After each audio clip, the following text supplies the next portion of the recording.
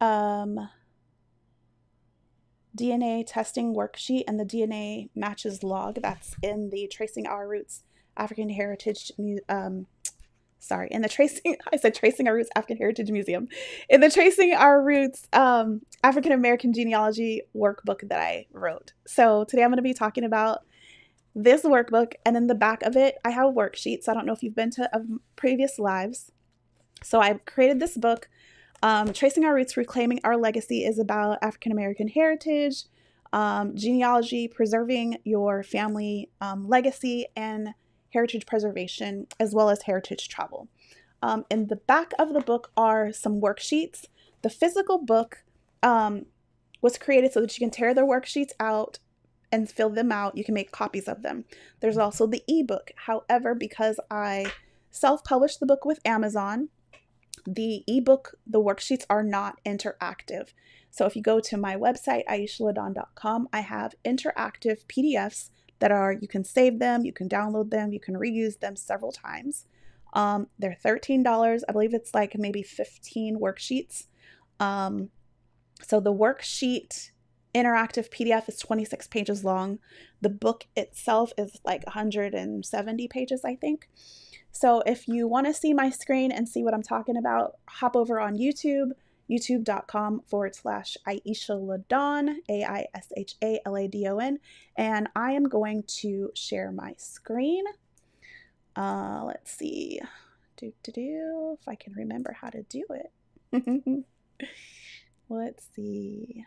I want to share my screen. So as I mentioned, I am using this new software. It's called eCam. And I am learning how to use it. How did I share my screen last time? Share my screen. There we go. All right. So I want to share my screen. I believe it's being shared. It's telling me I'm in preview mode. Okay, I'm going to go back to live mode.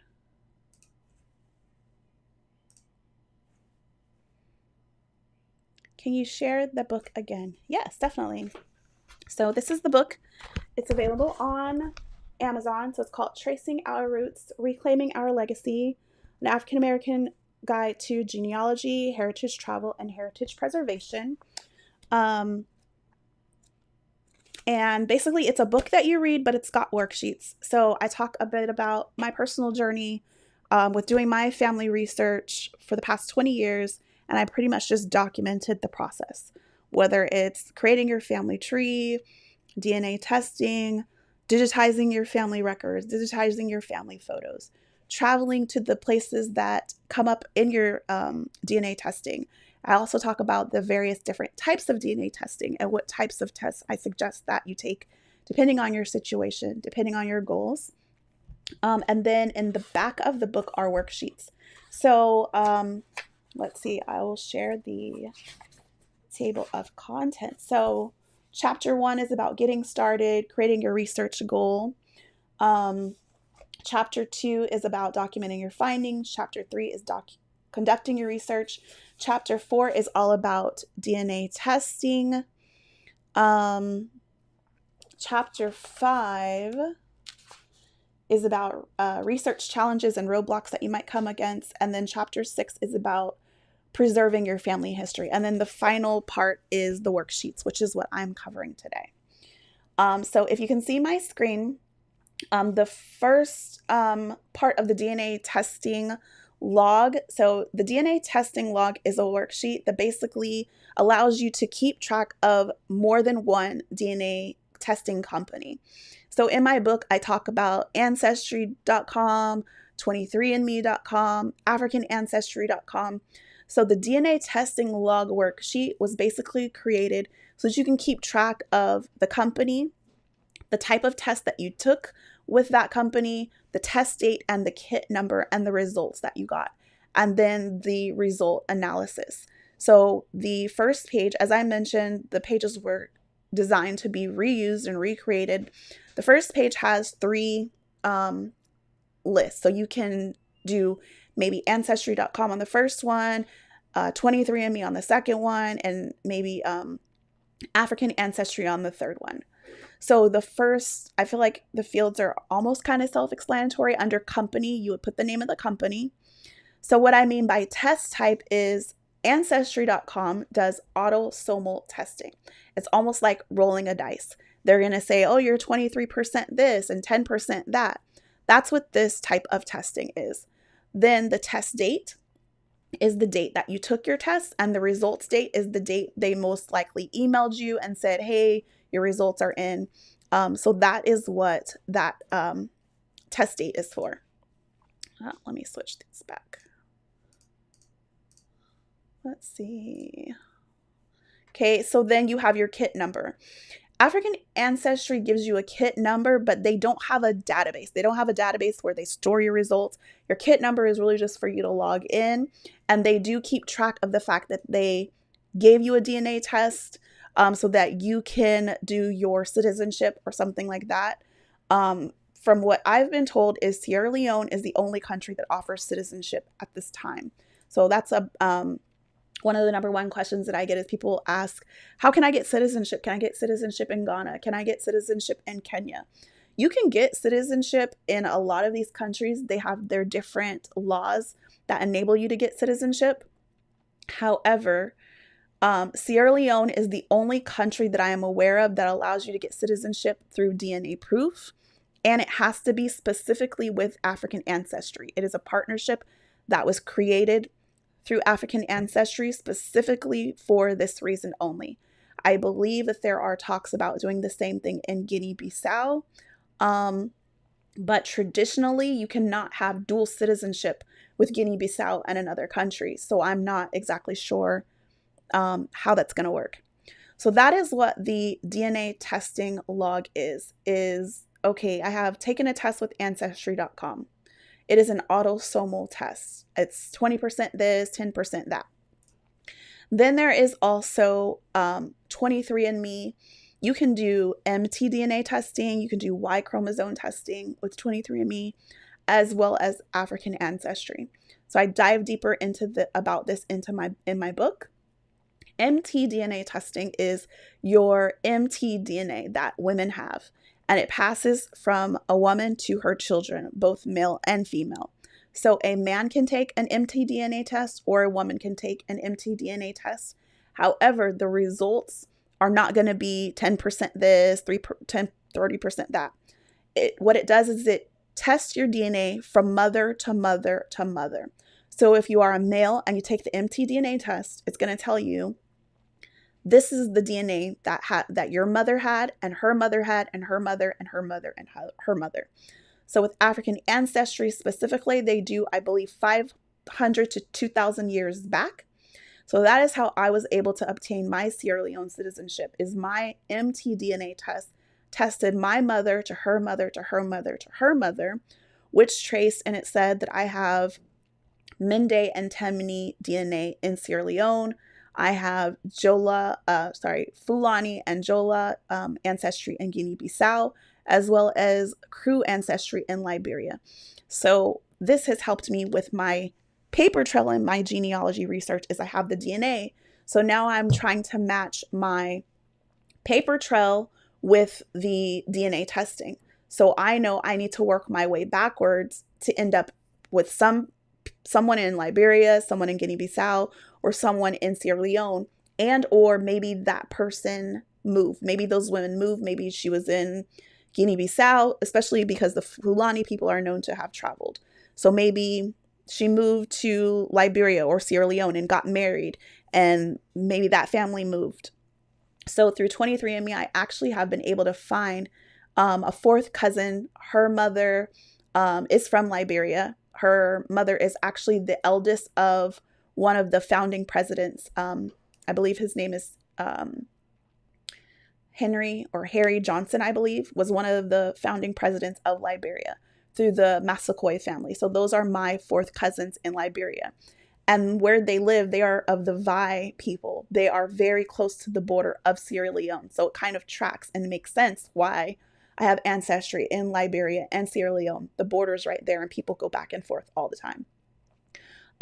So I could put African ancestry, mtDNA, type of test, the test date, the kit number, the result, and my result analysis would be Mende, Temne, Crew. I would put that information here on the result analysis test. And the same thing if I did 23andMe, the test type that I did with them was also autosomal. I did 23andMe because I really like the medical reports that they give you. In addition to, it's another database. So 23andMe has a database, Ancestry has a database. If someone is a match for me, but they did not test with Ancestry, I'm not going to find them on Ancestry. So there's some people that are on 23andMe that are not on Ancestry. So that's why it's also good to test with multiple companies. Also with Ancestry.com, you can download your raw DNA and upload it to some places like 23andMe. So you don't have to retake their test. You can just upload your data, which is what I did. Before I ended up retaking the test directly with 23andMe, I just uploaded my data.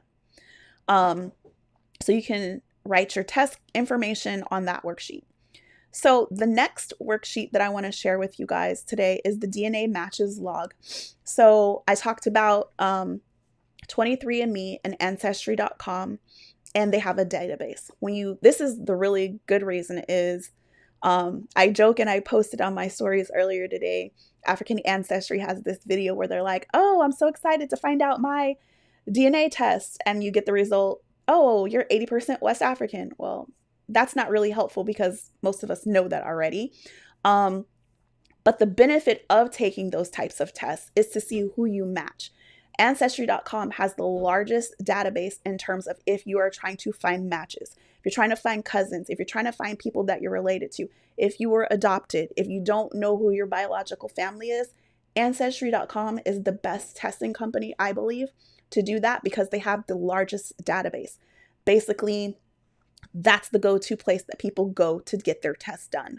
So I would put my name on the DNA matches log worksheet, Ancestry.com, and then I would put the name of the person that I am matching. Whatever that fourth cousin is that has the by ancestry, I would put their name. You don't know their kit number unless you ask them and you talk to them.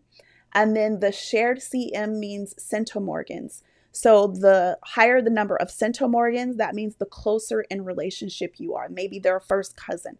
Maybe they're a parent or grandparent. The lesser number of centimorgans means maybe they're a fourth or fifth cousin.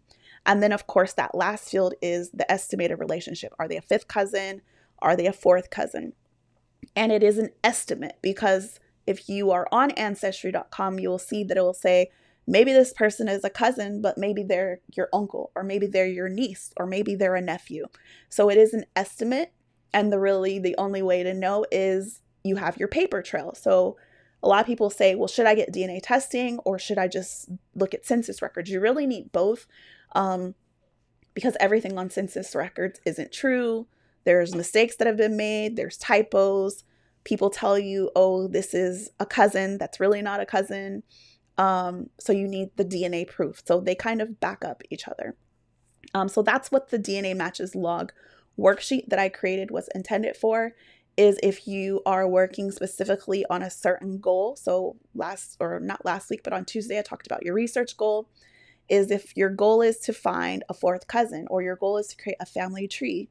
This worksheet is really great for that because then it will help you to keep track of the matches that you've already looked at. There were several times where I've figured out how I was related to people, but I didn't write it down. I didn't have any way to organize the research. And that was the other reason that I created this book, is I've been doing this research for years, but I was not documenting. I was not preserving my research. I have notes everywhere. I have a Google Doc here and a Word doc there and a OneNote here. So now I am basically preserving and keeping track of everything using these worksheets that I've created, creating digital surrogates of things. So that's it for today, guys. I wanted to kind of just share those two worksheets with you guys and share my book. So it's Tracing Our Roots, Reclaiming Our Legacy. And I talk about your genealogy research, heritage travel, as well as preserving your research. So to me, it's not good enough to just share, or I would say it's not good to just do the research, but you also want to preserve your research. You want to be able to pass that legacy down to other people. You want to make sure that your future generations are going to have that information and that you have kind of kept track of your documentation so that you can pass it down to the next generation. So I am going to close off my live on YouTube. And if you guys have any questions, let me know.